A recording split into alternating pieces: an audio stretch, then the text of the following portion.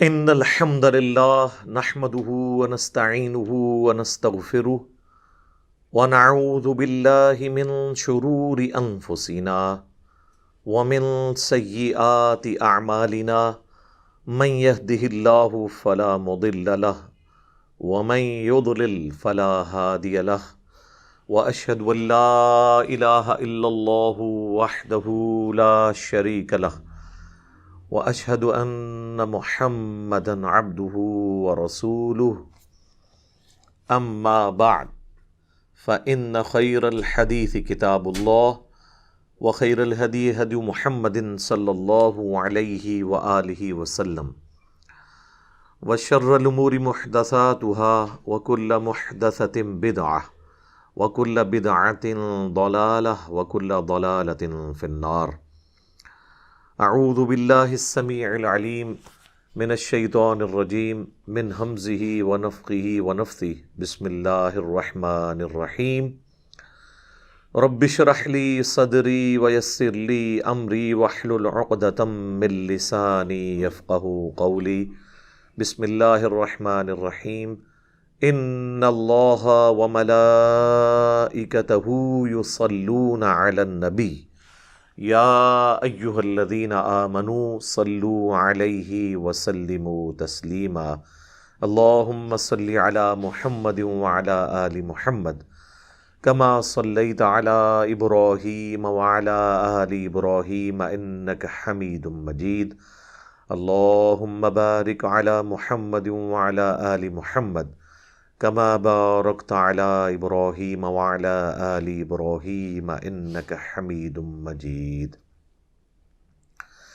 اللہم ربنا آتنا فی الدنیا حسنہ وفی الآخرة حسنہ وقنا عذاب النار لا الہ الا انت سبحانک انی کنت من الظالمین ربنا آتنا من لدنک رحمہ وہیئ لنا من امرنا رشدا یا حی یا قیوم برحمتک استغیث ولا حول ولا قوة الا باللہ العلی العظیم آمین۔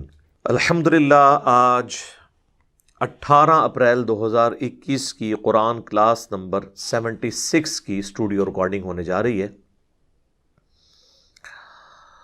آج انشاءاللہ تعالی ہم سورۃ النساء کی آیت نمبر 66 سے آنورڈ سٹارٹ کریں گے۔ ٹاپک وہی منافقین کا چل رہا ہے، اور سورۃ النساء کے سٹارٹ میں بھی میں نے عرض کیا تھا کہ سورۃ النساء کا جو میجر پورشن ہے وہ منافقین کو ایڈریس کرتا ہے، اور ساتھ ہی ساتھ جو معاشرے کے پسے ہوئے لوگ ہیں، عورتیں، غلام، بچے، ان کے حقوق کے اوپر بھی یہ صورت سب سے زیادہ ایڈریس کرنے والی صورتوں میں ایک صورت یہ ہے۔ یہ دو مرکزی اس کے ٹاپک ہیں۔ چونکہ مدنی صورت ہے تو مدینے میں سب سے بڑی آزمائش جو ہے وہ منافقین والی تھی، اور جب مدینے میں ریاست قائم ہو گئی اس کے بعد پھر سب سے زیادہ ضروری چیز یہ تھی کہ معاشرے میں جو کمزور طبقات ہیں ان کے حقوق کے اوپر بات کی جائے، اور اس میں ٹاپ آف دا لسٹ عورتیں ہیں، بچے ہیں اور غلام۔ اسی لیے سورت کا نام بھی سورۃ النساء ہے۔ اعوذ باللہ من الشیطان الرجیم بسم اللہ الرحمن الرحیم وَلَوْ أَنَّا كَتَبْنَا عَلَيْهِمْ، اور اگر ہم ان کے اوپر یہ بات فرض کر دیتے شریعت کے طور پر، ان اقتلوا انفسکم، کہ اپنے آپ کو قتل کرو یا اپنوں کو قتل کرو۔ یہ اشارہ ہو رہا ہے بنی اسرائیل کی ہسٹری میں ایک بڑے واقعے کی طرف، کہ جب حضرت موسیٰ علیہ السلام کوہ طور پر گئے تو پیچھے تقریباً 70,000 اسرائیلی جو کہ مسلمان تھے، حضرت موسیٰ علیہ السلام کے اصحاب بھی تھے وقت کے پیغمبر کی موجودگی میں، یعنی ہارون علیہ السلام کی موجودگی میں، صرف حضرت موسیٰ علیہ السلام کے کوہ طور پہ جانے کی ایک چھوٹی سی دوری کی وجہ سے وہ لوگ شرک کے اندر مبتلا ہوئے، اور انہوں نے بچھڑے کے بارے میں جو ہے وہ اس کو اپنا خدا مان لیا، ڈیوینٹی کلیم کر دی۔ سامری جادوگر والا واقعہ ہے، یوٹیوب کے اوپر میری الگ سے اس پہ ویڈیو ریکارڈ موجود ہے. تو اس کی سزا میں پھر 70,000 یہودی جو تھے وہ ایک دن میں قتل کیے گئے تھے، قتل مرتد کی سزا، جس کا ذکر سورۃ البقرہ میں موجود ہے، سورہ قصص کے اندر، سورہ طٰہٰ کے اندر، سورۃ الاعراف میں. یہ وہ صورتیں ہیں جہاں پہ ڈیٹیلڈ ہسٹری آئی ہے بنی اسرائیل کی. اور وہاں پہ پھر کہا گیا تھا اپنوں کو قتل کرو، یعنی ہر قبیلے کے لوگ اپنے قبیلے کے ان لوگوں کو قتل کریں جنہوں نے اس بچھڑے کی عبادت شروع کر دی تھی، کیونکہ اگر دوسرا قبیلہ کرتا تو وہ ایک قبائلی تعصب سامنے آ سکتا تھا. تو اللہ تعالیٰ اس چیز کی طرف اشارہ کرتے ہوئے کہہ رہا ہے منافقین کو، کیونکہ منافقین یہودی ہی تھے جنہوں نے اوپر سے کلمہ پڑھا ہوا تھا، تو انہی کی طرف روئے سخن ہے کہ اگر تم لوگ جو بڑے وفاداری دکھاتے ہو ہمارے نبی صلی اللہ علیہ وآلہ وسلم کے ساتھ، دعوے دار ہو اور اندر سے اسلام کی جڑیں کاٹ رہے ہو، اگر تم پہ یہ امتحان آتا کہ تم اپنوں کو قتل کرو، او اخرجوا من دیارکم، یا پھر تم اللہ کے لیے اپنے گھر بار کو چھوڑو. کہتے تو ہے وہ اپنے آپ کو ابراہیمی، لیکن ابراہیم علیہ السلام نے تو ہجرت کی تھی اللہ کے لیے. تو اگر تم پہ بھی ہجرت فرض کی جاتی یا یہ امتحان تم پہ آتا کہ تمہیں اپنے لوگوں کو قتل کرنا پڑتا، تو پھر کیا ہوتا؟ ما فعلوه الا قلیل منہم، تو بہت کم ہی لوگ ہیں جو اللہ کے اس حکم کو پورا کر سکتے، چند قلیل لوگوں کے سوا سب کے سب لوگ جو ہے اس آزمائش کے اندر ناکام ہو جاتے ہیں. جس طرح یہاں بھی ہوتا ہے، جو کچھ بھی ہیں تیرے محبوب کی امت سے ہیں، اور جیسے ہی مشکل وقت آتا ہے تو پھر آپ دیکھ لیتے ہیں کہ لوگوں کی کیا حالت ہوتی ہے.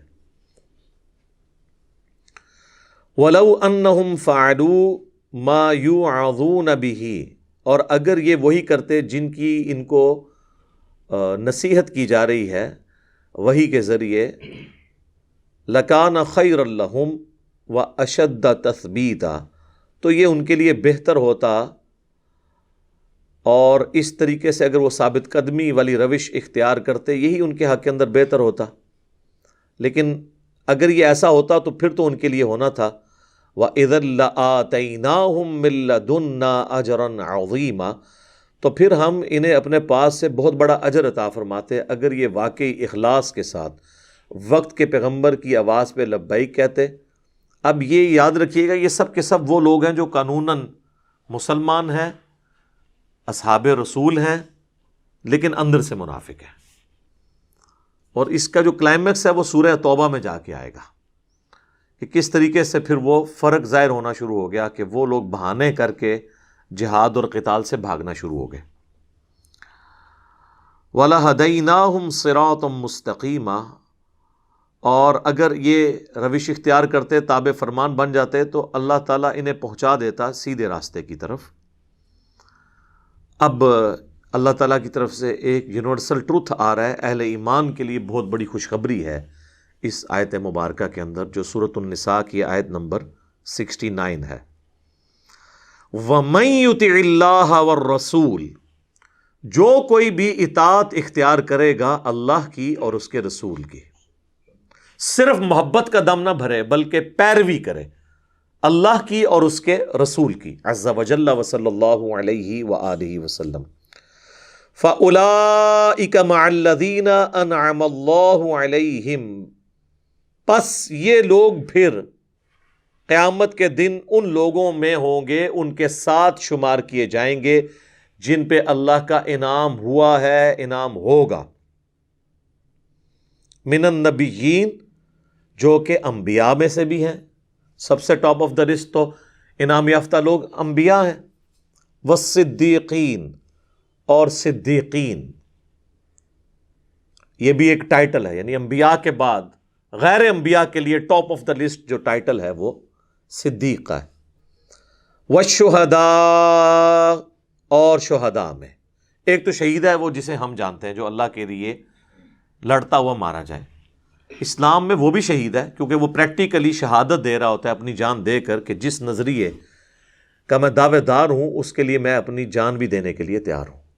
ویسے جو بھی شہادت علی الناس کرتا ہے، وقت کے پیغمبر کا پیغام باقی امتیوں تک پہنچاتا ہے، وہ بھی شہید ہی ہوتا ہے، وہ شہادت علی الناس ہے، جس کا ذکر سورۃ البقرہ کے شروع میں آیا کہ نبی صلی اللہ علیہ وآلہ وسلم تم پر شہید ہیں اور تم جو ہے وہ باقیوں پر شہید بنائے گئے ہو، یعنی نبی علیہ السلام کا پیغام اب پوری امت تک پہنچانا ہے۔ یہی ذکر سورۃ الحج میں بھی آیا، اس کے اوپر میں نے تفصیلی گفتگو بھی کی تھی۔ والصالحین، اور جو نیکوکار ہیں، وحسن اولئک رفیقا، اور کیا ہی اچھے ساتھی ہیں اگر کسی کو یہ ساتھی نصیب ہو جائیں، یعنی انبیاء، صدیقین، شہداء اور صالحین، ان چاروں کا ساتھ اگر کسی کو قیامت والے دن نصیب ہو جائے تو یہ بہت بڑی اس کے لیے اعزاز ہے۔ حتیٰ کہ صحیح بخاری اور صحیح مسلم دونوں میں حدیث ہے، سیدہ عائشہ کہتی ہیں سلام اللہ علیہا، جب نبی علیہ السلام کی موت کا وقت قریب آیا تو کہتی ہیں ہمیں تو اس وقت آئیڈیا نہیں تھا کہ مطلب یہ جو کچھ ہونے جا رہا ہے، تو اللہ کے نبی علیہ السلام بار بار آسمان کی طرف نگاہ اٹھاتے تھے اور کہتے تھے کہ مجھے یعنی اللہ تعالیٰ نصیب کرے ساتھ اللہم رفیق الاعلیٰ، اعلیٰ جو رفقا ہیں مجھے ان کا ساتھ نصیب کر، یہی وہی رفیقہ کا لفظ ہے۔ تو سیدہ عائشہ کہتی ہیں کہ میں نے اس وقت مجھے وہ بات یاد آئی جو حضور صلی اللہ علیہ وآلہ وسلم کے عام دنوں میں تھی۔ آپ کیا کرتے تھے کہ اللہ تعالیٰ کسی نبی کو اس وقت تک موت نہیں دیکھتا جب تک کہ جنت میں اسے اس کا مقام دکھا نہ دے، اور اسے یہ اختیار نہ دے دے کہ چاہے تو وہ دنیا میں رہنا چاہے تو رہے، چاہے وہ موت کو اختیار کرے۔ تو جب نبی علیہ السلام یہ بار بار کہہ رہے تھے نا کہ اے اللہ رفیق اعلیٰ کے ساتھ مجھے ملا دے، تو حضرت عائشہ کہتی ہے مجھے فوراً یاد آیا کہ یہ اللہ کے نبی کو اختیار دیا جا رہا ہے، اور اب آپ اس دنیا میں نہیں رہیں گے کیونکہ آپ یہی دعا کر رہے ہیں کہ مجھے میرے رب کے ساتھ، جو نیک لوگ ہیں ان کے ساتھ مجھے میرا رب ملا دے۔ اور پھر نبی علیہ السلام کی روح پرواز کر گئی۔ انا للہ و انا الیہ راجعون، اللہم صلی علی محمد وعلی آل محمد۔ اس آیت کے کانٹیکسٹ میں ایک اور حدیث ہے اسپیسیفکلی صحیح بخاری اور صحیح مسلم دونوں میں، کہ ایک شخص حاضر خدمت ہوا نبی صلی اللہ علیہ وآلہ وسلم کی بارگاہ میں اور عرض کیا کہ اے اللہ کے محبوب صلی اللہ علیہ وآلہ وسلم، قیامت کب آئے گی؟ تو آپ نے فرمایا تو نے قیامت کے لیے کوئی تیاری بھی کی ہوئی ہے؟ تو اس نے عرض کیا کہ تیاری تو میری اتنی زیادہ نہیں ہے، بس موٹا موٹا دین جو فرائض ہے اس میں پابندی کرتا ہوں، بہت زیادہ نفلی عبادات میرے پاس نہیں ہے۔ یہ نہیں ہے کہ وہ بالکل ہی کوئی کورا تھا، کچھ کرتا کراتا ہی نہیں تھا، یعنی ایکسٹرا عبادتیں نہیں ہیں، بس ڈیٹم لیول پہ جو فرائض ہیں وہ پورے کرتا ہوں۔ البتہ اللہ اور اس کے رسول عز و جل و صلی اللہ علیہ وآلہ وسلم سے میں محبت کرتا ہوں۔ تو آپ صلی اللہ علیہ وآلہ وسلم نے فرمایا کہ پھر تم اسی کے ساتھ ہوگے قیامت والے دن جس سے محبت کرتے ہو۔ یعنی اگر کوئی اللہ اور اس کے رسول سے محبت کرتا ہے اور خالی کھلی محبت نہیں، اطاعت بھی کرے، اطاعت کے ساتھ محبت۔ حضرت انس بن مالک کہتے ہیں کہ اسی حدیث میں کہ ہمیں نبی صلی اللہ علیہ وآلہ وسلم کے کسی فرمان سے ایمان لانے کے بعد اتنی خوشی نہیں ہوئی جتنا حضور کی اس بات سے ہوئی کہ قیامت والے دن جو شخص دنیا میں جس سے محبت کرتا ہے وہ اسی کے ساتھ محشور کیا جائے گا، اٹھایا جائے گا، اس کے ساتھ ہوگا، اس کا ساتھ اسے نصیب ہوگا۔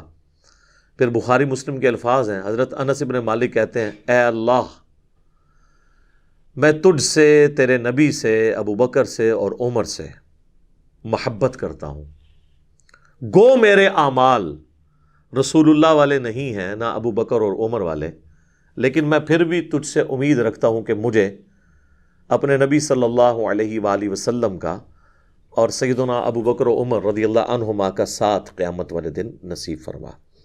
ہم بھی اللہ سے دعا کرتے ہیں کہ اللہ تعالیٰ ہمیں قیامت والے دن اپنے انبیاء کے ساتھ، ان کے اہل بیت کے ساتھ، ان کے اصحاب کے ساتھ محشور فرمائے، آمین۔ ایک اور حدیث اس کانٹیکسٹ میں صحیح بخاری میں حدیث ہے جو اس کو بیلنس کرتی ہے کہ محبت نہیں صرف بلکہ اتباع بھی چلنی ہے، کہ آپ صلی اللہ علیہ وآلہ وسلم نے فرمایا کہ میری پوری امت جنت میں جائے گی سوائے اس کے جس نے انکار کر دیا۔ تو صحابہ نے عرض کیا کہ کس نے انکار کر دیا جنت میں جانے سے یا رسول اللہ صلی اللہ علیہ وآلہ وسلم؟ تو آپ صلی اللہ علیہ وآلہ وسلم نے فرمایا جس نے میرا حکم مانا وہ جنت میں جائے گا، اور جس نے میری نافرمانی کی اس نے جنت میں جانے سے انکار کر دیا۔ کیسے زبردست الفاظ ہیں، یعنی جس نے نافرمانی کی اس نے خود ہی جنت میں جانے سے انکار کر دیا۔ اس حدیث سے پتہ چلا کہ حضور کی پیروی بھی اختیار کرنی ہے، اور اس سے بھی بڑھ کے جو سورہ آل عمران کی آیت نمبر 31 ہے، قُلْ إِن كُنتُمْ تُحِبُّونَ اللَّهَ فَاتَّبِعُونِي يُحْبِبْكُمُ اللَّهُ وَيَغْفِرْ لَكُمْ ذُنُوبَكُمْ۔ اے نبی تم فرما دو کہ بالفرض اگر یہ دعویٰ کرتے ہیں نا کہ ہم اللہ سے محبت کرتے ہیں، تو ان سے کہو کہ پھر میری پیروی کرو۔ پیروی خالی اطاعت نہیں، محبت کے ساتھ اتباع کرنا، پیروی کرنا، اس کو کہتے ہیں اتباع۔ پھر اللہ بھی تم سے محبت کرے گا اور تمہارے گناہوں کو بھی معاف کر دے گا۔ تو یہ آیت بھی اس بات کا ثبوت ہے کہ صرف محبت کچھ نہیں ہے جب تک کہ آپ اس کے ساتھ پیروی اختیار نہ کریں۔ ادروائز یہ خالی کھلی محبت اور دنیا میں بھی کوئی ماننے کے لیے تیار نہیں ہے۔ اگر کوئی شخص اپنے ماں باپ سے کہے کہ مجھے آپ سے بڑی محبت ہے لیکن میں نے بات آپ کی کوئی بھی نہیں ماننی، تو مجھے بتائیں اس طرح کی محبت ماں باپ اپنی اولاد کی قبول کرنے کے لیے تیار ہے؟ اب ہم میں سے تو اکثر لوگ خود بال بچے دار ہو چکے ہیں، تو ہم تو میرے خیال اب یہ بات کر سکتے ہیں کہ ہم اپنی اولاد کی ایسی محبت ماننے کے لیے تیار ہیں جس میں ہماری بات کوئی نہ مانے۔ ایسے ہو نہیں سکتا، یہ دنیا کا نظام ایسے چل نہیں سکتا۔ تو نبی علیہ السلام کی پیروی بھی کرنی ہے۔ صرف محبت کے دعوے کرنا، عشق رسول کے نعرے لگانا، اور اس کی بنیاد کے اوپر یہ سمجھنا کہ قیامت والے دن کوئی چھٹکارے والا معاملہ ہو جائے گا، تو یہ بالکل ہماری ایک وشفل تھنکنگز تو ہو سکتی ہیں، ایک خواہشات ہو سکتی ہیں، لیکن ضروری نہیں ہے کہ ہم جو خواہش کر رہے ہیں ہماری خواہشات کے مطابق اللہ نے معاملات کو لے کے چلنا ہے۔ اللہ نے تو اپنے رولز اور ریگولیشنز کے مطابق معاملات کو لے کے چلنا ہے۔ اب میرے بھائیوں، اسی کانٹیکسٹ میں یہ جو اس وقت ملکی حالات ہیں اس کے اوپر بھی تھوڑی ڈسکشن کروں۔ آپ کو پتہ ہے پچھلے دنوں یہ 12 اپریل 2021 کو جو پاکستان میں ایک ابھرتی ہوئی پولیٹیکل جماعت تحریک لبیک TLP تحریک لبیک پاکستان، ان کے امیر کو گورنمنٹ لیول کے اوپر گرفتار کیا گیا، سعد رضوی صاحب کو، اور اس کے بعد آپ نے 3-4 دن دیکھا ہے کہ ملک میں ریاست اور حکومت نام کی کوئی چیز ہمیں نظر نہیں آئی۔ جس طریقے سے پاکستانی عوام نے اس کو ریئیکٹ کیا اور اس کے اگینسٹ جس طریقے سے حکومت نے، جس طریقے سے ہماری گورنمنٹ نے اس کو رسپانس کیا، اور اس کا جو رزلٹ اب ہمارے سامنے ہے اور ابھی آنے والے دنوں میں ہمیں مزید بھگتنا پڑے گا، یہ ہمارے ملک کے لیے ایک الارمنگ سچویشن ہے۔ اور آپ کو پتہ ہے جب سے یہ خاکوں والا سلسلہ شروع ہوا ہے 2011 سے لے کے ابھی تک، اب تو 2021 چل رہا ہے، اپریل کا مہینہ، ان 10 سالوں میں کئی دفعہ یہ معاملات آئے، اور میں نے مختلف اوقات میں اس کے اوپر ڈیٹیل ویڈیوز بھی ریکارڈ کروائی ہیں۔ آپ یوٹیوب کے اوپر جا کے اگر آپ لکھیں نا گستاخانہ کارٹون کے اوپر کاؤنٹر نیریٹو، تو میں نے آلموسٹ تقریباً 1.5 گھنٹے میں پورا کاؤنٹر نیریٹو دیا ہے، صرف جذباتی تقریر نہیں کی ہے، جس میں نے بتایا کہ ہمارے حکمرانوں کے کرنے کا کام کیا ہے، ہمارے علماء کے کرنے کا کام کیا ہے، ہماری عوام الناس کے کرنے کا کام کیا ہے، پھر کمبائنڈ امت لیول کے اوپر ہمارے جو آرگنائزیشنز ہیں، جس طرح OIC ہے، جو OIC بنی ہوئی ہے، اس کے کرنے کا کام کیا ہے۔ یہ ساری چیزیں میں نے ڈیٹیل سے ریکارڈ کروائی ہیں، وہ میں اس کو ریپیٹ نہیں کرتا۔ میں اس وقت جو یہ صورتحال چل رہی ہے اس کے اوپر تھوڑی اپنی گزارشات رکھوں گا۔ ویسے تو آپ دیکھ رہے ہیں کہ اس طرح کے کریٹیکل ایشو کے اوپر اور کوئی بات کرنے کے لیے تیار ہی نہیں ہوتا۔ اب میں گورنمنٹ سے اور ریاستی اداروں سے کہوں گا کہ وہ علماء جو آپ پبلکلی آپ لوگوں نے لانچ کیے ہوئے ہیں، اب وہ علماء کدھر ہیں کہ آ کے امت کو سمجھائیں کہ امت کس طرف جا رہی ہے؟ کوئی بھی ان کا ساتھ دینے کے لیے تیار نہیں ہوگا۔ اس کی وجہ ہے کہ علماء بھی اس وقت تک ریاست کا ساتھ دیتے ہیں جب تک ان کے اپنے مفادات کے اوپر ضرب نہ پڑے۔ اب پبلک ڈائنامکس تو یہ ہے کہ عوام میں غصہ جو ہے حکومت کی اس ایکٹیویٹی کے خلاف ہے، لہٰذا کسی مکتب فکر کا عالم دین بھی اس وقت حکومت کے ساتھ کھڑا نہیں ہوگا۔ ہاں یہ ضرور ہوگا کہ حکومت کے خلاف کھڑے ہو جائیں، اور وہ آپ کو پارلیمنٹ میں تقریروں سے اور باقی جو مکاتب فکر کے علماء ہیں ان کی باتوں سے اندازہ ہو رہا ہے۔ کم از کم اس سے یہ پتہ چل گیا کہ جب مفادات کے اوپر ضرب پڑتی ہے تو ہمارے علماء اس طرح اکٹھے ہو جاتے ہیں۔ آپ نے دیکھا ہے سارے اکٹھے ہوئے ہیں۔ تو اب ہمارے حکومت کو، پرائم منسٹر کو اور ریاستی اداروں کو بھی پتہ چل جانا چاہیے، خیر ان کو پہلے بھی پتہ ہے، ویسے انہوں نے آنکھیں بند کی ہوں تو الگ بات ہے، کہ کون سے علماء ہیں جو واقعتاً اس ملک کے اندر امن چاہتے ہیں اور عوام کو صحیح راستے پر چلانا چاہتے ہیں، اور کون سے علماء ہیں جو بس صرف اپنے وقتی مفادات کے لیے کوئی ایسا بیانیہ دے دیتے ہیں۔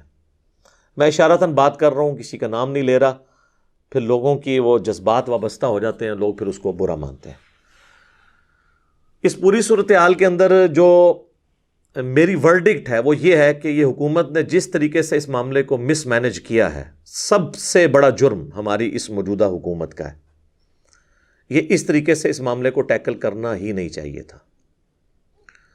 ابھی تو 20 اپریل آنے میں کئی دن باقی تھے، ایک جسٹ اناؤنسمنٹ کے اوپر آپ 10 دن پہلے پریمپٹیو رائٹ کو یوز کرتے ہوئے کہ یہ ہو گیا تو پھر یہ ہو جائے گا، آپ ایک ایسی جماعت کے سربراہ کو گرفتار کر لیتے ہیں کہ جو مکتب فکر سب سے بڑا مکتب فکر ہے ایٹ لیسٹ پاکستان کے اندر، بہت زیادہ محتاط اندازہ بھی لگائیں تو 70% سے زیادہ بریلوی مکتب فکر کی عوام الناس ہے پاکستان کے اندر، اور اس میں بھی سب سے زیادہ ڈائنامک جو جماعت ہے وہ تحریک لبیک ہے۔ اب میں یہ جو گفتگو کرنے جا رہا ہوں، کوئی یہ نہ سمجھے کہ میں اگر کوئی ایسی بات کر رہا ہوں جو تحریک لبیک کے حق میں جاتی ہے تو میں کوئی ان کے ساتھ کوئی ذاتی ہمدردی رکھتا ہوں۔ میں تو دنیا کے ہر انسان کے ساتھ ہمدردی رکھتا ہوں ٹروتھ لور ہونے کے ناطے۔ سب سے زیادہ اگر دنیا میں کوئی ایفیکٹ ہی ہے نا کسی جماعت کا تو وہ میں خود ہوں۔ مجھ پہ جو 2 دفعہ مرڈر اٹیمپٹ ہوئی ہے، ایک دفعہ 28 اکتوبر 2017 کو، اور ابھی ریسنٹلی جو 14 مارچ 2021 کو، یہ دونوں اٹیمپٹ جو ہیں وہ تحریک لبیک سے تعلق رکھنے والے مختلف 2 بچوں کی طرف سے ہوئی۔ میں ان کو بچے ہی سمجھتا ہوں، ظاہر ہے میرے تو ابھی 43 ایئرز ایج ہے، وہ 20 سال کے تو میرے بچوں کی مانند ہے، اور مجھے ان پہ کوئی غصہ بھی نہیں ہے۔ غصہ ان کے اوپر ہے کہ جو لوگ اس طرح کے بچوں کو کی غلط تربیت کرتے ہیں، یہ تو قابل رحم ہے۔ تو میں تو ڈائریکٹ افیکٹ ہی ہوں اس جماعت کا۔ میں یہ نہیں کہتا کہ جماعت لیول پہ وہ لوگ لانچ ہوئے ہیں، لیکن جماعت سے ہی متاثرین تھے۔ اس کے باوجود میں کہوں گا کہ حکومت نے جس طریقے سے تحریک لبیک کے ساتھ ڈیلنگ کی ہے یہ بالکل غلط طریقہ ہے۔ ایکسٹرا جوڈیشل ایکٹیویٹی پرفارم کرنا اور ایک خام خواہ کی FIR کاٹ کے اس کے اگینسٹ آپ ایک بندے کو گرفتار کرتے ہیں تو ظاہر ہے اس کا ریئیکشن تو آنا تھا، اور جب ریئیکشن آتا ہے تو آپ نے فوراً ہی اپنا وضو توڑ دیا اور اس جماعت کو کالعدم ڈکلیئر کر لیا۔ تو یہ تو آپ اپنے بیانیے کی نفی کرتے ہیں۔ ایک طرف آپ کہتے ہیں کہ ہم نے تمام لوگوں کو قومی دھارے میں پولیٹیکل جماعت کے طور پر لے کر آنا ہے، نان اسٹیٹ ایکٹر نہیں ہونے چاہیے، بلکہ جو الیکشن کمیشن آف پاکستان ہے اس میں رجسٹرڈ ہونی چاہیے جماعتیں تاکہ قومی دھارے میں آئیں۔ جب کوئی جماعت قومی دھارے میں آتی ہے، الیکشن لڑتی ہے، پھر آپ اسے کالعدم بھی ڈکلیئر کر دیتے ہیں۔ تو کسی ایک جگہ تو آپ قائم رہیں، یہ دوگلی پالیسی تو نہیں چل سکتی۔ یہ اسٹیٹ اپنے دشمن خود پیدا کر رہی ہے اپنی غلط ایکٹیویٹیز کی وجہ سے۔ مجھے بتائیں، جب بے نظیر بھٹو کی اسیسینیشن ہوئی تھی اس وقت 3 دن تک پاکستان میں کوئی حکومت نام کی چیز تھی؟ ٹرینوں کے ڈبے تک جلا دیے گئے, ATM مشینیں لوٹی گئیں, ریاستی ادارے کہیں نظر ہی نہیں آ رہے تھے, ملک انہوں نے حوالے کر دیا تھا عوام کے. اس سے تو بہت کم یہ سچویشن ہوئی ہے تحریک لبیک والوں کی. تو کیا اس کے بعد پاکستان پیپلز پارٹی کو کالعدم ڈکلیئر کر دیا گیا تھا؟ نہیں کیا تھا. تو تحریک لبیک پاکستان کو کالعدم کیوں ڈکلیئر کر رہے ہیں آپ یعنی لوگوں کو مجبور کر رہے ہیں کہ وہ پولیٹیکل دھارے سے نکل کر اسلحہ ہاتھ میں اٹھا لیں. یہ جو چاند ایک ایکٹیویٹیز ہوگی کہ انہوں نے پولیس والوں کو پکڑ کے مارنا شروع کر دیا, یہ تو سارے پولیٹیکل لیڈرز کی ماننے والے بھی یہ حرکتیں کر دیتے ہیں, اور یہ آئے دن اس طرح کے واقعات ہوتے ہیں. اتنی جلدی آپ نے ڈیسیژن لیا, اور ڈیسیژن اناؤنس کرنے والے ہمارے جو وزیر داخلہ صاحب ہیں ان کو شرم بھی نہیں آئی ہے. یہ وہ وزیر داخلہ صاحب ہیں جو الیکشن جب لڑتے ہیں تو اس کے اوپر لکھا ہوتا ہے مجاہد ختم نبوت, اور یہ خود ان کی پرانی ویڈیوز بھی اب یوٹیوب کے اوپر آپ کو مل جائیں گی, لوگوں نے دوبارہ سے اپلوڈ کر دی ہیں, کہ جب اسی تحریک لبیک کے دھرنے 2017 میں چل رہے تھے تو اس وقت یہی آ کے ہمیں یہ بھاشن دیا کرتے تھے کہ تحریک لبیک کا ساتھ دیں, ختم نبوت کے اوپر ہم کسی کو اس طرح ڈاکہ نہیں مارنے دیں گے, یہ نہیں کرنے دیں گے, وہ نہیں کرنے دیں گے. اور آج وہی جماعت ہے, اور آپ ان کا ایٹیچیوڈ دیکھ لیں. تو یہ تو کوئی طریقہ نہیں ہے کہ آپ دوغلی پالیسی رکھیں. اور ہم سٹون ایج میں تو رہ نہیں رہے ہیں. وہ پنجابی میں ایک محاورہ ہے کہ گل کہندی ہے تو منو منہ کٹ میں تمہیں شہرو کٹاں گی. تو آج کل تو اس کا اگلا ورژن آ چکا ہے, یعنی بات کہتی ہے تو مجھے منہ سے نکال, میں تجھے شہر بدر کروا دوں گی, کیونکہ بات ہو اب تو بات ریکارڈ ہو جاتی ہے, ویڈیو ریکارڈ ہو جاتی ہے. ہوں گل کہندی ہے تو منو منہ کٹ میں تمہیں دنیا تو ہی باہر کٹ دیں گی. ظاہر ہے جی, وہ لوگ تو پھر جنت میں پہنچا دیتے ہیں نا دوسروں کو. تو اب تو کوئی شخص بھاگ نہیں سکتا, اس کے پرانے بیانات اسے ہانٹ کریں گے, ڈراتے رہیں گے. کیسے کوئی بھاگ سکتا ہے؟ اور یہاں پہ ہمارے ریاستی اداروں کو بھی چاہیے کہ جب وہ 2017 میں پیسے بانٹ رہے تھے فیض آباد کے اندر, اس وقت ان کو کبھی یہ خیال نہیں آیا تھا کہ کل کو یہ اس طریقے سے ایٹیچیوڈ ہمارے گلے بھی پڑ سکتا ہے. ہم تو اس وقت بھی کہہ رہے تھے کہ اداروں کا یہ کام نہیں ہے. اور آپ دیکھیں اس وقت پاکستان کی سب سے بڑی عدالت میں یہ کیس پریزنٹ ہوا, اور اس عدالت کی جو ورڈکٹ آئی, جو ڈیسیژن آیا, وہ ایک پبلک ڈاکومنٹ ہے, وہ آپ کو نیٹ پہ اویلیبل ہے.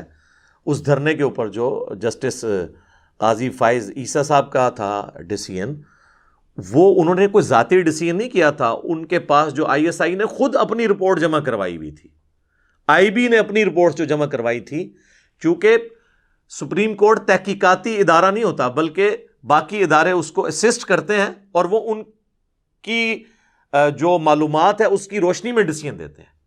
تو یہ فائز عیسیٰ صاحب نے اپنا ڈیسیژن اپنی مرضی سے نہیں لکھا تھا, بلکہ ان ایجنسیز کی رپورٹس کے اوپر لکھا تھا کہ اس جو دھرنے کو کس کس نے سپورٹ کیا, اور اس کے اوپر انہوں نے گائیڈ لائنز دی تھیں کہ اس طریقے سے آپ چلیں, ورنہ کل کے لیے آپ کی یہ مصیبت کھڑی ہو جائے گی.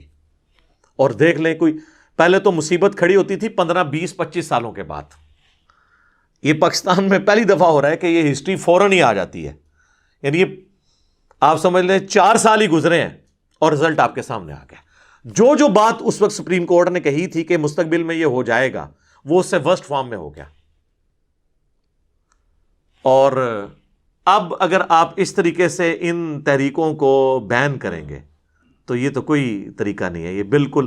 اور میں آپ کو بتاؤں, اگر عدالتوں کے اوپر دباؤ نہ ہوا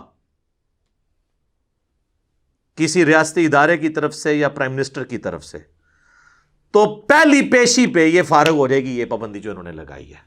یہ بالکل ناحق پابندی لگائی ہے, اور یہ ایکسٹرا جوڈیشل بھی ہے اور غیر آئینی بھی ہے. آئین میں پورا طریقہ لکھا ہوا ہے کسی جماعت کو کالعدم کرنے کا. یہ کیس پارلیمنٹ میں بھی نہیں آیا, اور یہ اس طریقے سے انہوں نے ڈیسیژن کر دیا, اور نہ یہ چلنا ہے. اور میں بالکل وارن کر رہا ہوں, اپنی طرف سے وارن نہیں کر رہا, ایز این ایکسپرٹ اوپینین یہ بتا رہا ہوں کہ اب ریاست جس مکتب فکر سے پنگا لے رہی ہے, یہ پنگا ویسا پنگا نہیں ہے جو باقی مکاتب فکر کے ساتھ ہے. آپ اگر یہ سمجھتے ہیں نا کہ آپ نے دیوبند کے ساتھ پنگا لیا اور اس کے ساتھ آپ سٹیبل ہو گئے کچھ عرصے بعد. جو لال مسجد میں جو ایک ڈکٹیٹر نے بدماشی کی تھی اور اس کی پاداش میں ہم کئی سال تک خودکش حملے بھگتتے رہے, یہ تو ضرب عضب اور رد الفساد کی برکت سے ملک میں کوئی امن آیا اور نان اسٹیٹ ایکٹرز کا جو معاملہ یہ ٹھپ ہوا, اللہ کا شکر ہے. تو وہ تو ایک دیوبندی مکتب فکر کے لوگ تھے, اور وہ بھی چند لوگ تھے. اس میں سے مین میجر پورشن تبلیغی جماعت کا تو آپ نکال دیں, جو دیوبند میں خیر کی علامت ہے. عقیدے کا اختلاف ہمارا ان کے ساتھ اپنی جگہ. بہرحال دیوبندی مکتب فکر میں خیر ہے تبلیغی جماعت. یہ نہ ہوتی تو یہ پورا مکتب فکر ہی جو ہے نا ایک سب سے وائلنٹ مکتب فکر تھا, کیونکہ آپ کو پتا ہے 80s کے اندر سنی شیعہ فساد میں اعلی کار یہی مکتب فکر بنا تھا. تو ان کو تو ٹیکل کر لیا. اہل حدیث تو ویسے ہی بہت تھوڑے ہیں, ان کو تو آپ چھوڑ دیں, وہ کسی کھاتے میں نہیں. اہل تشیع جو ہیں وہ بھی چونکہ اس اعتبار سے نان وائلنٹ نہیں ہوتے. ان کی آپ دیکھیں اتحاد بین المسلمین کی جتنی آپ کو تنظیمیں نظر آئیں گی وہ شیعہ کی, کیونکہ مائنورٹی میں, اس لیے وہ کوشش کرتے ہیں کہ اس طرح کے معاملات سے پیچھے رہیں. پیچھے بچ گئے بریلوی, جو سب سے نان وائلنٹ مکتب فکر رہا ہے, جنہوں نے کبھی کوئی اس طرح کی ایکٹیویٹی نہیں پرفارم کی ایز اے مکتب فکر. انڈیویجول کوئی شخص کرتا ہے, وہ تو 2 دفعہ میں بھی بھگت چکا ہوں مرڈر اٹیمپٹ, وہ ایک الگ بات ہے, لیکن ایز اے مکتب فکر یہ نان وائلنٹ ہے. اب یہ جو ایکٹیویٹی انہوں نے پرفارم کی ہے ٹی ایل پی پہ پابندی لگانے والی, اس کے بعد یہ پورا مکتب فکر وائلنٹ ہو جائے گا. اور یہ آپ دماغ سے نکال دیں کہ یہ صرف ٹی ایل پی کے رکن ہوں گے, نہیں. انڈکلیئرڈ پوری بریلوی مکتب فکر ان کے ساتھ کھڑا ہے. دیوبندیوں کے ساتھ لوگ ان کے اپنے بھی کھڑے نہیں ہوئے تھے لال مسجد کے بعد, لیکن ان کے ساتھ دعوت اسلامی بھی کھڑی ہوگی. الیاس قادری صاحب کی جماعت انڈکلیئرڈ کھڑی رہے گی. اور سب سے بڑے جو ان کے اس وقت مفتی اعظم ہے پاکستان کے, ان کے تنظیم المدارس کے ہیڈ مفتی منیب الرحمان صاحب, انہوں نے تو اسی وقت پریس کانفرنس کر دی اور انہوں نے اس کی مخالفت کی ہے. یہ سب کے سب لوگ اکٹھے ہو جائیں گے, اس لیے کہ یہ کاز اب ایسی آئی ہے جو یقیناً ہمارے ایمان کا حصہ ہے. یعنی کون انکار کر سکتا ہے؟ ناموس رسالت کے اوپر تو ہم اپنی جان دینے کے لیے تیار ہیں, یہ تو ہمارے ایمان کی بنیادیں ہیں. تو چونکہ بریلوی مکتب فکر نے اس چیز کو ایجنڈے کے طور پہ سامنے رکھا ہوا ہے, لہٰذا اب یہ کوئی نہیں دیکھے گا کہ اس کا تعلق ٹی ایل پی سے ہے یا دعوت اسلامی سے ہے یا منہاج القرآن سے ہے یا وہ نقشبندی ہے یا وہ قادری ہے یا وہ چشتی ہے یا سہروردی ہے یا وہ فلاں پیر کا مرید ہے, یہ گولڈے والی گدی کے ساتھ اٹیچ ہے, یا وہ جو ہے وہ سیال شریف کی گدی کے ساتھ اٹیچ ہے, یا وہ توسا شریف والوں کے ساتھ اٹیچ ہے, یا وہ کوٹری والوں کے ساتھ اٹیچ ہے. وہ سب کے سب ایک ہوں گے. اور اس سے خطرناک بات یہ ہے کہ ہمارے ریاستی اداروں میں زیادہ تر تعداد خود انہی کی ہے, کیونکہ عوام جو ہی ہیں. تو میں کہتا ہوں اب پرائم منسٹر صاحب اور ہمارے آرمی چیف اور D G I S I جو ہے نا, مہربانی کر کے نا اپنا کھانا جو ہے نا وہ ٹفن میں اپنے گھر سے ہی لے کے آیا کریں. یہ میں آپ کو بتا رہا ہوں, کیونکہ یہ معاملات بہت آگے تک, کیونکہ کسی ایک انڈیویجول کا دماغ خراب ہونے کی دیر ہے. جس طرح آپ نے دیکھا پولیس والوں کو انہوں نے کیسے مارا ہے, اور وہ پولیس والے ان کے اپنے مکتب فکر کے ہی ہیں, زیادہ تر تو بریلوی ہیں بیچارے, اور وہ کہہ رہے ہیں یہودی ایجنٹ ہے. ایک مسلمان دوسرے مسلمان کو کہہ رہا ہے یہودی ایجنٹ. اور سر اگر یہی پرائم منسٹر کے ہاؤس کے اندر جو مالی ہے اس کے دماغ میں اگر آ گیا کہ یہ میں جس کے یہاں پہ یہ درانتی کے ساتھ یہ کانٹ چانٹ کر رہا ہوں یہ یہودی ایجنٹ ہے, تو وہ درانتی پھر پرائم منسٹر کے گلے پہ ہی جا کے چلے گی. اللہ نہ کرے ایسا ہو, لیکن میں آپ کو بتا رہا ہوں کہ یہ انڈیویجول کا, چونکہ وہ اپنے ایمان کا حصہ سمجھ رہا ہوگا نا. یہ جو ممتاز قادری والی ایکٹیویٹی ہوئی تھی تو وہ اپنے ایمان کا حصہ اسے سمجھتا تھا نا. میں تو کسی بھی ایکسٹرا جوڈیشل ایکٹیویٹی کے حق میں نہیں ہوں, نہ کسی مولوی کی نہ کسی ریاستی ادارے کی. ایکسٹرا جوڈیشل ایکٹیویٹی اسلام میں حرام ہے. تو وہ ظاہر اپنے ایمان کا حصہ سمجھتے ہیں, ہر کوئی اپنے ایمان کا حصہ سمجھتا ہے. وہ تو واضح حدیث ہے بخاری اور مسلم دونوں میں کہ اللہ کے محبوب صلی اللہ علیہ وآلہ وسلم نے فرمایا, تم میں سے کوئی بھی شخص اس وقت تک مؤمن ہو ہی نہیں سکتا جب تک کہ میں اسے اس کے ماں باپ اولاد سب لوگوں سے بڑھ کر عزیز نہ ہو جاؤں. اور اس کا کلائمیکس صحیح بخاری کی دوسری حدیث ہے جس میں سیدنا عمر نبی صلی اللہ علیہ وآلہ وسلم کے ساتھ چہل قدمی کر رہے تھے, اور حضور علیہ السلام نے محبت سے حضرت عمر کا ہاتھ اپنے ہاتھوں میں پکڑا تھا، تو حضرت عمر بھی تھوڑے فرینک ہو گئے اور انہوں نے کہا یا رسول اللہ اس دنیا میں سب سے بڑھ کر نا آپ مجھے محبوب ہیں سوائے میری اپنی جان کے۔ بالکل سچی بات کی، پہلے نمبر پہ تو انسان کی اپنی جان ہی ہوتی ہے نا۔ تو نبی علیہ السلام نے، اچھا حضرت عمر یہ ایکسپیکٹ کر رہے تھے حضور کہیں گے واہ کیا بات ہے، میں تیرے بیوی بچوں سے بھی بڑھ کے تجھے عزیز ہوں۔ انہوں نے فرمایا عمر بلکہ تیری جان سے بھی بڑھ کے۔ ان کا یا رسول اللہ آپ مجھے میری جان سے بھی بڑھ کر عزیز ہے۔ تو آپ نے فرمایا اب عمر تیرا ایمان مکمل ہوا۔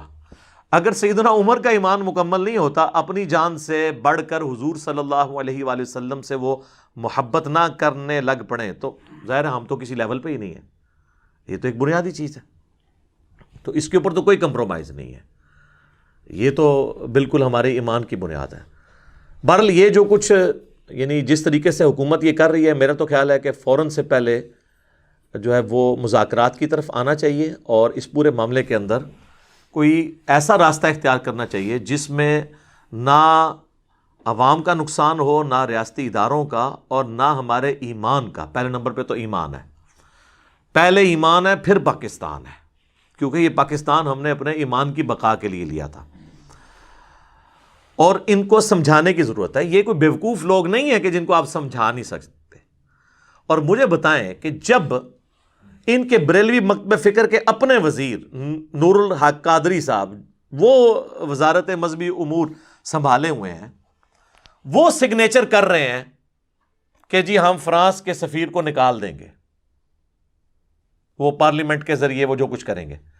یہ سگنیچر کرتے وقت ان کو یہ خیال نہیں آیا تھا کہ ہم پہ ایف اے ٹی ایف کی تلوار لٹک رہی ہے، اور یہ کیا پاسبل ہے کہ فرانس کے ساتھ ہم اس طریقے سے تعلقات کو توڑ کر پوری یورپین یونین کو اپنے جب خلاف کر لیں گے تو اس کا اینڈ رزلٹ کیا نکلے گا؟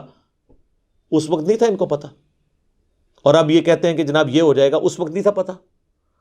تو اب تو تحریک لبیک والوں کا پلڑا بھاری ہے اس اعتبار سے کیونکہ گورنمنٹ نے عہد کیا ہوا تھا، اور گورنمنٹ عہد نہیں توڑ سکتی۔ قرآن میں واضح اللہ تعالیٰ نے جو 10 کمانڈمنٹس نازل کیے ہیں نا سورہ بنی اسرائیل کے اندر، اس میں اللہ تعالیٰ نے ایک کمانڈ اس حوالے سے بھی بیان کی ہے۔ اعوذ باللہ من الشیطان الرجیم، بسم اللہ الرحمن الرحیم۔ وَأَوْفُوا بِالْعَهْدِ، اور پورا کرو عہد کو، ان العہد کان مسئولا، بے شک عہد کے بارے میں تمہیں قیامت والے دن اکاؤنٹیبلٹی ہوگی، عہد پورا کیوں نہیں کیا۔ حتیٰ کہ مسند امام احمد میں حدیث ہے جو مشکات المصابیح میں موجود ہے، نبی صلی اللہ علیہ وآلہ وسلم نے فرمایا جو شخص عہد پورا نہیں کرتا اس کا کوئی دین ہی نہیں ہے، بے دین ہے جو اپنا عہد پورا نہیں کرتا۔ ریاست جب عہد کرتی ہے تو اس کو اپنا عہد پورا کرنا ہوگا، الا یہ کہ وہ دوسری پارٹی کو قائل کر لے اس بات پہ کہ وہ دستبردار ہو جائیں اپنے مطالبے سے۔ دھونس اور زبردستی کوئی سلوشن نہیں ہے۔ اس طریقے سے آپ فریڈم آف ایکسپریشن کا گلا نہیں دبا سکتے۔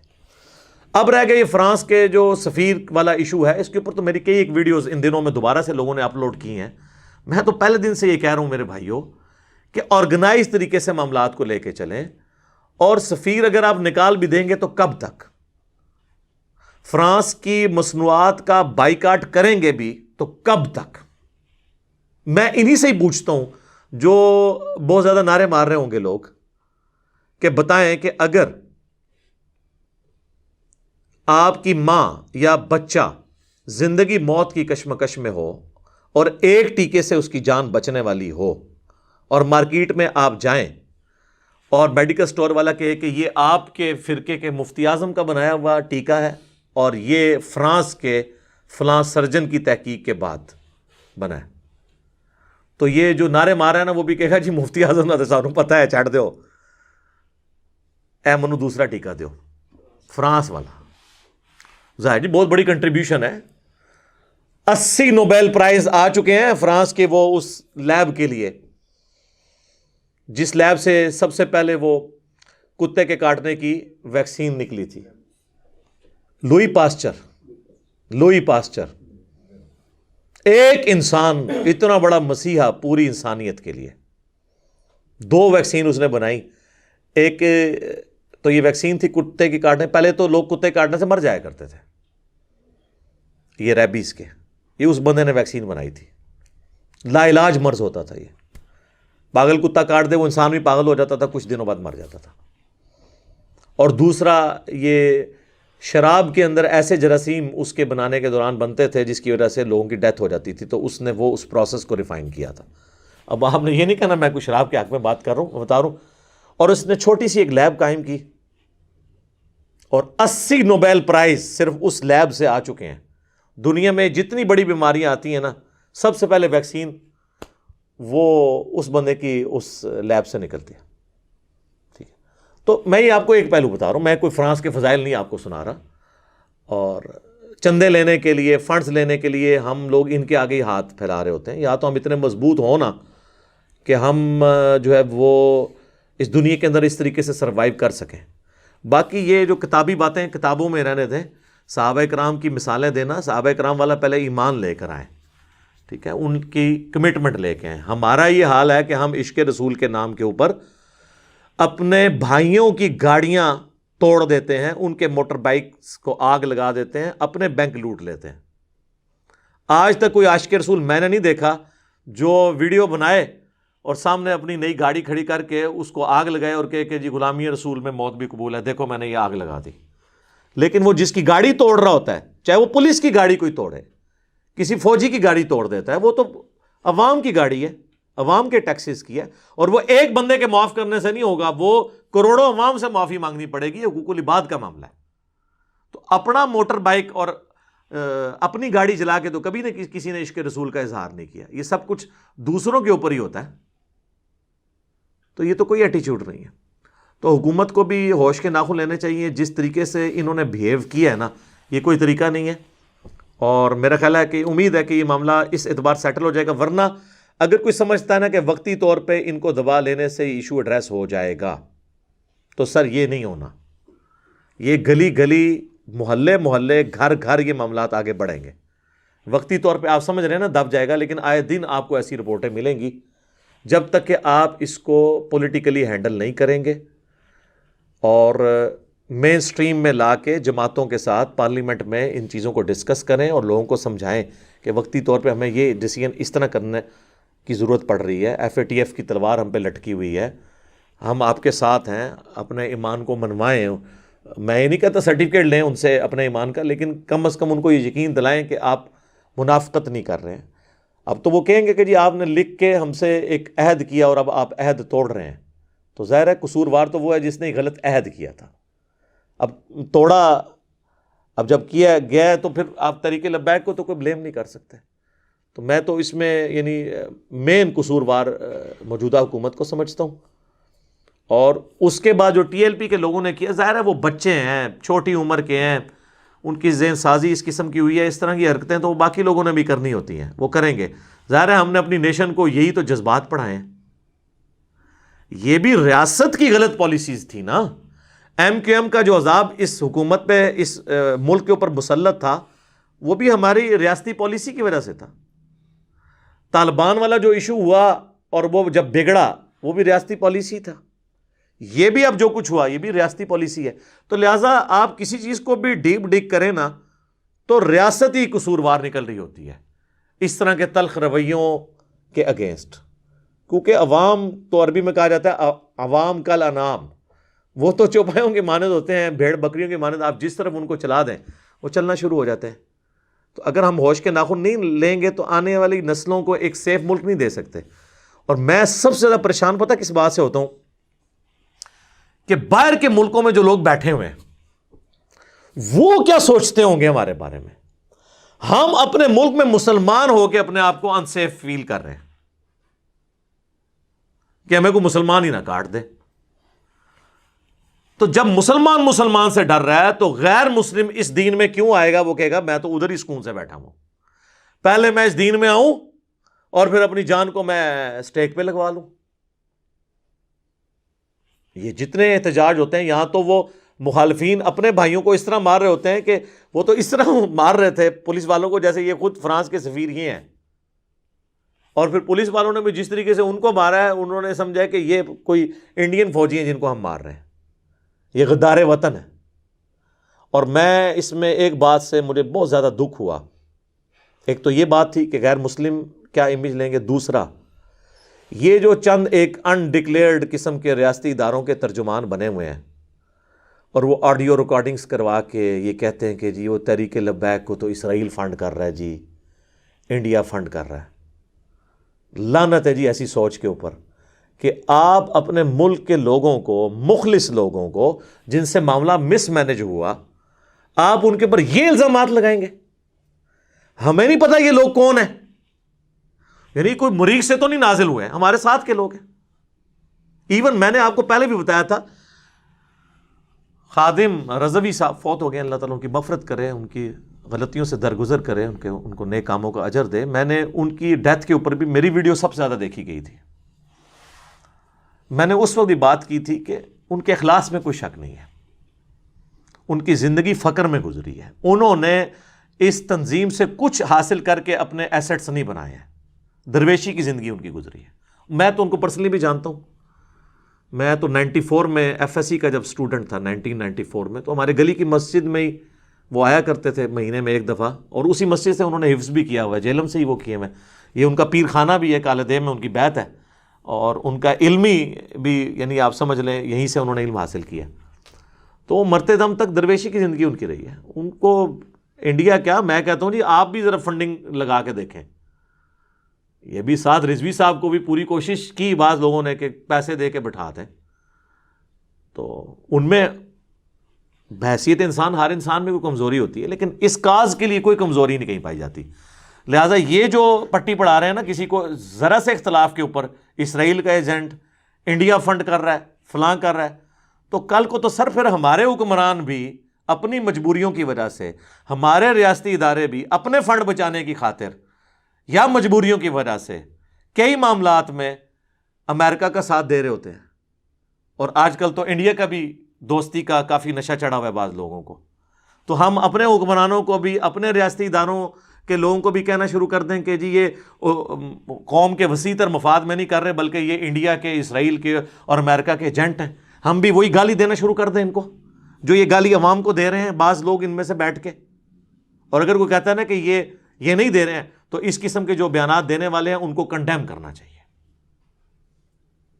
باقی ہر معاملے میں ٹویٹس آ جاتی ہیں ہمارے پرائم منسٹر صاحب کی طرف سے بھی، ہمارے ریاستی اداروں کی طرف سے بھی، اس طرح کے معاملات میں بھی آنی چاہیے کہ جی ٹھیک ہے ہمارا ٹی ایل پی کے ساتھ اختلاف اپنی جگہ، لیکن یہ محب الوطن ہے، پاکستانی ہے، اور مس مینجمنٹ ہو گئی تھوڑی سی، اور انشاءاللہ تعالی ہم ان کو ٹیکل کر لیں گے۔ اس طریقے سے چلیں، بجائے کہ آپ فوراً ہی جناب فارن فنڈنگ کا الزام لگانا شروع کر دیں گے۔ اور جی شواہد مل گئے ہیں، شواہد آج تک آپ لوگوں کی کوئی دلیل کورٹ میں کبھی ثابت نہیں ہوئی، اور پھر کہتے ہیں جی وہ کورٹ میں پیش کرنے کے قابل نہیں ہوتے شواہد۔ آپ سٹون ایج میں رہ رہے ہیں، آج کے دور میں تو آپ لوگوں کی ویڈیو خفیہ بنا سکتے ہیں، فون کالز ٹیپ کر سکتے ہیں۔ آج کے دور میں یہ کوئی ایکسکیوز نہیں ہے کہ کورٹ میں پیش کرنے کے قابل نہیں تھا یہ ثبوت، تو سر پھر آپ کو تو فوراً ان اداروں سے، حکومتوں سے الگ ہونا چاہیے کہ اس ماڈرن دور میں بھی آپ ثبوت نہ اکٹھے کر سکیں۔ میں یہ نہیں کہتا کہ میں انجینئر ہوں تو میرے حوالے یہ کریں، میں آپ کو یوں کر کے بتاؤں، یہ بھی نہیں میں کہوں گا، ورنہ لوگ کہیں گے یہ اپنے چکر میں، وہ کسی پڑھے لکھے بندے کے حوالے کریں، یہ 2 منٹ میں ٹھیک ہو جائے گا۔ پرائیویٹائز کر دیں، آپ دیکھیں کس طرح معاملات سیدھے ہوتے ہیں۔ تو یہ بہانے بالکل غلط ہیں۔ تو اس حوالے سے جتنی مجھے یعنی ایک باتیں کرنی تھی میں نے آپ کے سامنے رکھ دیں۔ یہ چند ایک گزارشات تھیں جو میں نے حکومت کے گوش گزار کرنی تھیں، اور عوام الناس کے بھی، علماء کے بھی، کہ معاملات کو افہام و تفہیم کے ساتھ، محبت کے ساتھ، ٹرو اسپرٹ میں، ایک دوسرے سے نفرت کی بجائے کو ایگزسٹ کرنے کے جذبے کے ساتھ ان معاملات کو سالو کریں، تاکہ ہم آنے والے اپنے پاکستانیوں کو ایک امن والا ملک دے سکیں انشاءاللہ تعالی۔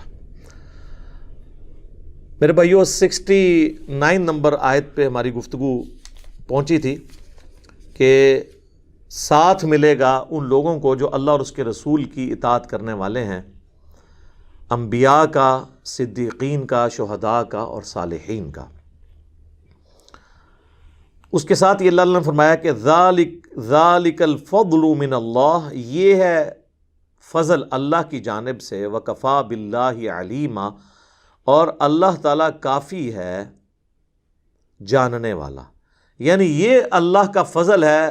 لوگ کہتے ہیں جی اللہ کا بڑا فضل ہے، جس کے پاس زیادہ کوئی دولت آ جائے کہتا ہے جی اللہ کا بڑا فضل ہے، چاہے آرام سے کمائی ہو.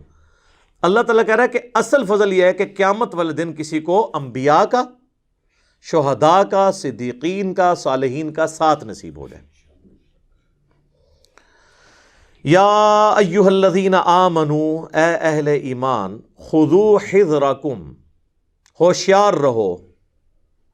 یہ آپ نے دیکھا ہوگا کہ یہ ہمارے کینٹ کے علاقوں میں بھی یہ چھوٹا سا لکھا ہوتا ہے، خذوا حذرکم.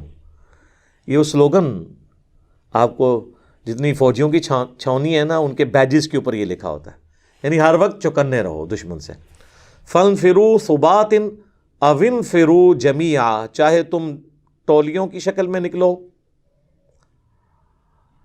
سب کے سب مل کر نکلو، ہر صورت میں چاہے اکیلے ہو، کانشیس رہو اپنے دشمنوں کے اگینسٹ. ظاہر ہے کہ یہ اسپیسیفکلی تو اس وقت کی بات ہو رہی ہے جب ایک مسلسل مسلمانوں کا ایک چونکہ ریولوشن جاری تھا ہجرت مدینہ کے بعد، اور اندر کی سازشیں بھی اور باہر کی بھی سازشیں.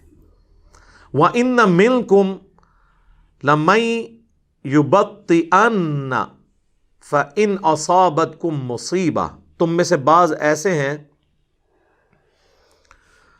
جو ضرور دیر لگائیں گے تھوڑی سی، پھر جب انہیں مصیبت پہنچے گی قال قد انعم اللہ علی اذ لم اکن معہم شہیدا، تو وہ کہیں گے کہ اللہ کا بڑا احسان ہے کہ ہم ان کے ساتھ اس جنگ میں شامل نہیں تھے. یعنی جب کبھی کسی مہم پہ آپ نکلیں گے تو وہ پہلے تو وہ لیٹ ہونے کی کوشش کریں گے کہ ہم شامل نہ ہوں، اور اگر خدا نخواستہ اس مہم کے اندر مسلمانوں کو کوئی لاس ہوا تو کہیں گے اللہ کا شکر ہے ہم ساتھ شامل نہیں تھے. اور ساتھ ہی اب ان کی دو نمبری دیکھیں، چونکہ یہ دنیا دار لوگ ہیں نا، جب دوسری صورتحال ہوگی تو کیا ہوگی؟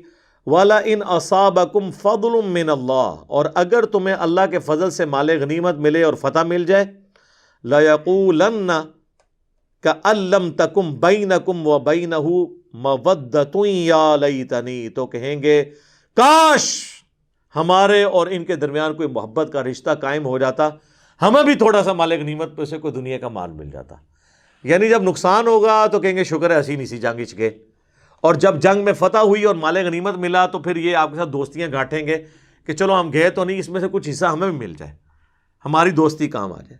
کنت معہم فافوزا فوزا عظیما، کاش میں بھی ان کے ساتھ ہوتا تو مجھے بھی کامیابی حاصل ہو جاتی. فلیقاتل فی سبیل اللہ، پس چاہیے کہ لڑا کریں اللہ کی راہ میں. یشرون الحیات الدنیا بالآخرہ، وہ لوگ جنہوں نے بیچ دی ہے دنیا کی زندگی آخرت کے عوض. اور اس کا کلائمیکس وہ سورہ توبہ میں ہے کہ ہم نے مومنین کی جانیں اور مال جنت کے بدلے میں خرید لیے. تو اللہ تعالیٰ یہاں پہ اصحاب رسول کو کہہ رہا ہے کہ جب تم نے دنیا بیچ کے آخرت کمائی ہے نا، تو پھر تمہیں اللہ کے راستے میں قتال کرنے سے کوئی چیز مانے نہیں ہونی چاہیے. وَمَن يُقَاتِلْ فِي سَبِيلِ اللَّهِ، اور جو کوئی اللہ کی راہ میں قتال کرتا ہے، فَيُقْتَلْ أَوْ يَغْلِبْ، خواہ وہ مارا جائے یا غالب ہو جائے، یعنی چاہے وہ شہید ہو جائے چاہے غازی ہو، فَسَوْفَ نُؤْتِيهِ أَجْرًا عَظِيمًا، تو ان قریب ہم اسے بہت بڑا اجر دیں گے. یعنی اللہ کے حضور اجر پکا ہے، چاہے کوئی شہادت کو پہنچے، خواہ وہ غازی ہو. ایون اس سے پہلے تو یہ بھی گزر چکا کہ اگر کسی کو نیچرل ڈیتھ بھی ہوئی ہے نا اللہ کی راہ میں، تو اللہ تعالیٰ اسے بھی شہید لکھے گا. صحیح مسلم میں حدیث ہے کہ اگر کوئی شخص شہادت کی تمنا کے ساتھ زندگی گزار رہا تھا تو اسے اپنے بستر پہ بھی موت آئی نا تو وہ شہید لکھا جائے گا. اور ایک اور حدیث ہے صحیح مسلم کی کہ جس کے دل میں یہ خواہش نہ ہو کہ وہ اللہ کی راہ میں مارا جائے تو وہ منافقت کی ایک شاخ پہ مرا. یعنی شہادت کی تمنا ہمارے ایمان کا حصہ ہے، تبھی پتہ چلے گا نا کہ کچھ بھی ہیں تیرے محبوب کی امت سے ہیں، ورنہ جان دیے بغیر تو نہیں پتہ چلتا. وَمَا لَكُمْ لَا تُقَاتِلُونَ فِي سَبِيلِ اللَّهِ، اور تمہیں کیا ہوا ہے کہ اللہ کی راہ میں قتال نہیں کرتے. وَالْمُسْتَضْعَفِينَ مِنَ الرِّجَالِ، جبکہ جو لوگوں میں سے پسا ہوا طبقہ ہے، جو غیر مسلم علاقے کے اندر یعنی مکے کے اندر ایمان قبول کرنے کے بعد وہاں پہ پسے ہوئے لوگ ہیں، والنساء اور عورتیں، والولدان اور بچے جن پہ ظلم کر رہے ہیں مکے کے لوگ اور تم مدینے میں ہو، یقولون اور وہ تو یہ کہہ رہے ہیں وہ مظلوم لوگ دعا کرتے ہوئے، ربنا اخرجنا من هذه القرية الظالم اهلها، اے رب ہمارے ہمیں اس بستی سے نکال دے جہاں کے رہنے والے لوگ ظالم ہیں، ہم پہ ظلم کرنے والے ہیں، وَاجْعَلْ لَنَا مِن لَّدُنْكَ وَلِيًّا، اور ہمارے پاس اپنے پاس سے ہمارے لیے کوئی پشت پناہ بنا دے، کوئی ہمارا مددگار بنا دے، وَاجْعَلْ لَنَا مِن لَّدُنْكَ نَصِيرًا، اور ہمارے لیے اپنے پاس سے کوئی مددگار بھیج دے۔ تو اللہ تعالیٰ صحابہ کو کہہ رہا ہے کہ بھئی تمہارے جو ساتھی ہیں مسلمان جو مکے میں پس رہے ہیں وہ تو دعائیں کر رہے ہیں کہ اللہ کوئی مددگار ہمارا بھیج۔ اب دیکھیں اللہ تعالیٰ نے خود نہیں آ کے مدد کرنی، مدد کرانی لوگوں کے ذریعے ہے۔ ہاں، نگاہ مار کے کچھ نہیں ہونا، دنیا بقدر ایفٹ ہے۔ تو وہ مظلوم تو دعائیں کر رہے ہیں اور تم قتال سے بھاگ رہے ہو۔ ظاہر ہے اس سے مراد کامل الایمان مومنین نہیں تھے جو مہاجر تھے، وہ تو پکے ایمان والے تھے۔ اس سے مراد نیو مسلمز تھے جن میں ابھی ایمان اس لیول کا نہیں تھا، یا وہ لوگ تھے جو اوپر سے مسلمان تھے تو اور اندر سے منافق۔ تقریریں اور نعرے وہ سب سے آگے لگاتے تھے۔ یہ عبداللہ ابن ابی بھی جمعے والے دن آگے پہلی صف میں کھڑا ہو جاتا تھا، لوگوں یہ اللہ کے نبی ہیں ان کی بات سنو۔ ٹھیک ہے، تو مسجد میں بھی آپ کھڑ پینچی دیکھیں کئی لوگوں کو کرنے کا شوق ہوتا ہے، لیکن جیسے ہی مشکل وقت آتا ہے نا تو وہ پھر بھاگ جاتے ہیں۔ ٹھیک ہے، ایک لطیفہ مجھے یاد آ گیا لیکن میں چھوڑتا ہوں۔ الذین آمنوا، جو لوگ ایمان لائے، یقاتلون فی سبیل اللہ، وہ اللہ کی راہ میں قتال کرتے ہیں، والذین کفروا، اور جو کفر اختیار کیے ہوئے ہیں وہ بھی قتال کر رہے ہیں، لیکن یقاتلون فی سبیل الطاغوت، وہ طاغوت کے راستے میں، یعنی شیطان کے راستے پر، اللہ کے مخالفین کے راستے پر کر رہے ہیں۔ فَقَاتِلُوا أَوْلِيَاءَ الشَّيْطَانِ، تو ایسے جو شیطان کے ولی ہیں، دیکھیں اولیاء جو ہیں شیطان کے بھی ہوتے ہیں، اولیاء، اس لیے میں کہتا ہوں یہ اولیاء ہیں، اولیاء اللہ تو ڈیفینیٹلی صرف صحابہ اور اہل بیت کے بارے میں آپ کہہ سکتے ہیں۔ بعد میں تو ہو سکتا ہے ایک ادھر بھی آپ دیکھ لیں، ایک فرقے کا ولی دوسرے کا مشرک ہوتا ہے، دوسرے کا ولی اس کا گستاخ رسول ہوتا ہے۔ ان کید الشیطان کان ضعیفا، بے شک شیطان کا فریب کمزور فریب ہے، صرف تھوڑی سی دلیری دکھانے کی ضرورت ہے، شیطان کا فریب بڑا کمزور ہوتا ہے۔ اور یہ دیکھیں واقعی شیطان اور اس کے پیروکار ان میں وہ پیشن نہیں ہوتا جو اہل ایمان کے اندر ہوتا ہے، یہ نیچرل چیز ہے، کیونکہ اہل ایمان کو تو آخرت کی امید ہوتی ہے نا۔ شیطان کے پیروکار تو اپنا غصہ نکال رہے ہوتے ہیں، کوئی اپنے قبائلی تعصب میں کر رہا ہوتا ہے، کوئی اپنی چودراہٹ بچانے کے لیے، کوئی اپنی نیشن کے لیے کہہ رہا ہوتا ہے، لیکن جو اہل ایمان ہوتے ہیں نا وہ تو کہتے ہیں مجھے تو موت چاہیے، کیونکہ آگے اس سے بہتر زندگی میرا انتظار کر رہی ہے۔ جب یہ چیز جس کے اندر ہوگی نا، پھر سر اس کو دنیا کی کوئی طاقت شکست نہیں دے سکتی۔ اور یہی چیز تھی صحابہ کے اندر کہ انہوں نے چند سالوں کے اندر رومن اور پرشین امپائر کو اکھاڑ کے رکھ دیا۔ جب ایک شخص جان بچانے کے لیے نہیں بلکہ مرنے کے لیے میدان جنگ میں اترے تو سر وہ کوئی حکمت عملی بھی ذہن میں نہیں رکھے گا، وہ تو پھر حضرت خالد بن ولید کی طرح فرنٹ سے جا کے لیڈ کرے گا، جہاں پہ کوئی ایکسپیکٹ بھی نہ کر رہا ہو کہ ان کا جو سپہ سالار ہے وہ فرنٹ پہ آ گیا، وہ تو ایکسپیکٹ ہی نہیں کر رہے ہوتے، تو بندہ تو ڈر جاتا ہے پھر کہ یار یہ کیا ہے۔ اور پھر ان کے جناب روب، جناب داڑیاں، زلفیں، تو پھر آپ دیکھیں شکلیں بھی بڑی روب والی، تو وہ اللہ تعالیٰ نے ان کا ایفیکٹ ڈالا تھا، ایمان بھی تھا روب بھی تھا۔ آج بس صرف گیٹ اپ رہ گیا، ہاں گیٹ اپ ہے، آپ جیکٹیں پہنی ہوئی ہیں مجاہدین والی، لیکن حالت یہ ہے کہ جیسے ہی ادھر سے چندہ بند ہوتا ہے دوسری جماعت میں چلے جاتے ہیں۔ بہرحال ان ساری آیات میں ذہن میں رکھیے گا، اس جہاد اور قتال سے مراد آج کا جہاد اور قتال نہیں ہے جس میں مسلمان کا گلا کاٹے۔